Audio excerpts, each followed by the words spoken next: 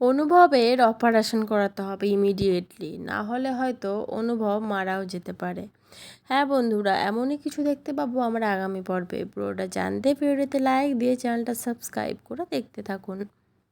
কোনা দেখা হলো সিরিয়ালের আগামী পর্বে আমরা দেখতে পাবো অনুভবকে হাসপাতালে দেখতে তার মা, কাকিমা, পরিবারের আরও সবাই আসে। ডাক্তার অনুভবের মা, কাকিমা এদেরকে উদ্দেশ্য করে বলতে থাকে যে অপারেশনটা ইমিডিয়েটলি করিয়ে নিন, বেশি দেরি হলে কিন্তু ওনার লাইফ রিস্ক হয়ে যেতে পারে। তখন কিন্তু আমাদের হাতে কিছু থাকবে না, সব কিছু হাতের বাইরে চলে যাবে। তাড়াতাড়ি অপারেশনটা করান। আর অন্যদিকে আমরা দেখতে পাই লাজু তার শ্বশুরবাড়িতে গেলেও কিছুতেই সেখানে তার মন বসে না। সে ভাবতে থাকে আমার মনটা এরকম খারাপ করছে কেন, কেন ভালো লাগছে না আমার। ওই লোকটার কোনো ক্ষতি হলো না তো, কোনো দুর্ঘটনা ঘটলো না তো ওই লোকটার সাথে? আমি কি একবার খোঁজ নেব?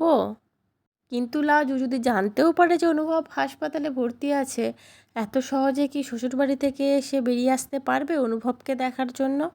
কি মনে হয় অনুভবকে বাঁচাতে কি সে সব দ্বিধাদ্বন্দ্ব, শ্বশুরবাড়ির লোকেদের বারণ সমস্ত অগ্রাহ্য করে ছুটে আসতে পারবে?